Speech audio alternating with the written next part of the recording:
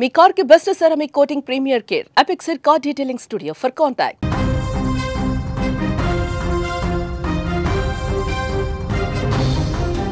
నైరుతి బంగాళాఖాతంలో అల్పపీడనం కొనసాగుతున్నందున రాబోయే 2 రోజుల పాటు అంటే ఈరోజు రేపు ఆంధ్రప్రదేశ్లో వర్షాలు కురుస్తాయని రాష్ట్ర విపత్తుల నిర్వహణ సంస్థ ప్రకటించింది. ఇటీవలి తుపాను ప్రభావం నుంచి రాష్ట్రం ఇంకా పూర్తిగా కోలుకోకముందే మరోసారి వర్ష సూచన రావడంతో అధికార యంత్రాంగం పూర్తిగా అప్రమత్తమైంది. వాతావరణ శాఖ సూచన ప్రకారం నెల్లూరు, తిరుపతి జిల్లాల్లో భారీ నుంచి మోస్తరు వర్షాలు కురిసే అవకాశం ఉంది. అదేవిధంగా ప్రకాశం, అన్నమయ్య, చిత్తూరు జిల్లాల్లో తేలికపాటు నుంచి మోస్తరు వర్షాలు కురుస్తాయని అధికారులు తెలిపారు. ఇదిలా ఉంటే నవంబర్ 21 నాటికి ఆగ్నేయ బంగాళాఖాతంలో మరొక కొత్త అల్పపీడనం ఏర్పడే అవకాశం ఉందని భారత వాతావరణ విభాగం వెల్లడించింది. ఈ కొత్త అల్పపీడనం ప్రభావంతో నవంబర్ 24 నుంచి 27 వరకు కోస్తాంధ్ర, రాయలసీమ జిల్లాల్లో విస్తారంగా వర్షాలు కురిసే అవకాశం ఉంది. రైతులు వ్యవసాయ పనుల్లో జాగ్రత్తలు తీసుకోవాలి. లోతట్టు ప్రాంతాల్లో నివసించే ప్రజలు ముందస్తు ఏర్పాట్లు చేసుకోవాలని సూచిస్తా ఉన్నారు. ఈ నేపథ్యంలో ప్రజలు అప్రమత్తంగా ఉండాలని, లోతట్టు ప్రాంతాల వారు తగిన జాగ్రత్తలు తీసుకోవాలని సూచించారు.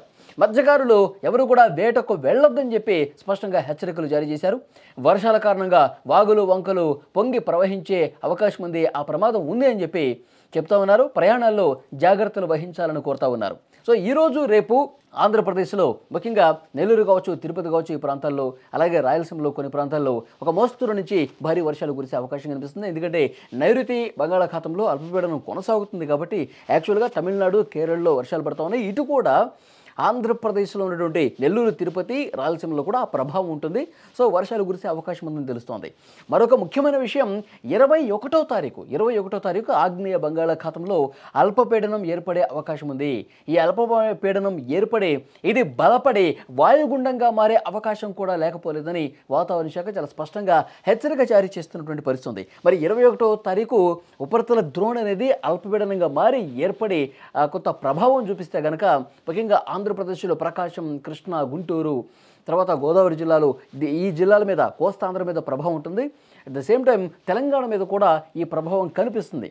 ఎందుకంటే ఆగ్నేయ బంగాళాఖాతంలో అల్పపీడనం కొనసాగితే మాత్రం, అది వాయుగుండంగా మారితే మాత్రం 2 తెలుగు రాష్ట్రాల్లో 21 నుంచి వర్షాలు ఒక మోస్తరుగా ప్రారంభమై 27 వరకు, వాయుగుండంగా మారితే మాత్రం 27, 8వ తారీఖుల వరకు భారీ వర్షాలు కురిసే అవకాశం ఉంది. కాబట్టి ప్రజలు అప్రమత్తంగా ఉండాల్సిన అవసరం ఉంటుందని చెప్పి ఒక హెచ్చరిక జారీ చేశారు.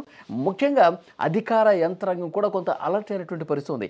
ఎప్పటికప్పుడు వాతావరణ శాఖ నుంచి వస్తున్నటువంటి ఈ అప్డేట్స్ తెలుసుకుంటూ నిజంగా అల్పపీడనం బలపడే అవకాశం ఉందా లేదా ఎప్పటికప్పుడు అప్డేట్స్ చూసుకుంటూ నిజంగా అది బలంగా ఏర్పడితే మాత్రం, భారీ వర్షాలు కురిసే అవకాశం ఉంటే మాత్రం అధికారులు ముందస్తుగా ఏర్పాట్లు చేసుకోవాల్సినటువంటి అవసరం ఉంది.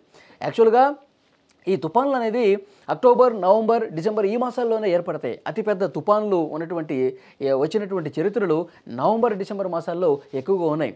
గతంలో ఒక 10 రోజుల క్రితం మోంథా తుఫాను ఎలాంటి ఒక భీకరమైనటువంటి పరిస్థితిని క్రియేట్ చేసిందో మనం చూసాం. మోంథా తుఫాను ప్రభావంతో 2 తెలుగు రాష్ట్రాలు ఒక అతలాకుతలం అయిపోయిన పరిస్థితి. ఆంధ్రప్రదేశ్లో కోస్తా తీరంతో పాటు ఇక్కడ తెలంగాణలో ఖమ్మం, వరంగల్, నల్గొండ ఈ జిల్లాలో ఎఫెక్ట్ అయినటువంటి పరిస్థితి ఉంది. ముఖ్యంగా వరంగల్, హనుమకొండ ప్రాంతాలు అయితే, ఖమ్మం అయితే పూర్తిగా లోతట్టు ప్రాంతాలు జలం దిగ్బంధమైపోయి వాగులు, వంకలు పొంగి ప్రవహించి ఆ వాగుల్లో జనం కూడా కొట్టుకుపోయినటువంటి పరిస్థితి. 12 మంది తెలంగాణలో వాగుల్లో కొట్టుకుపోయి చనిపోయారు.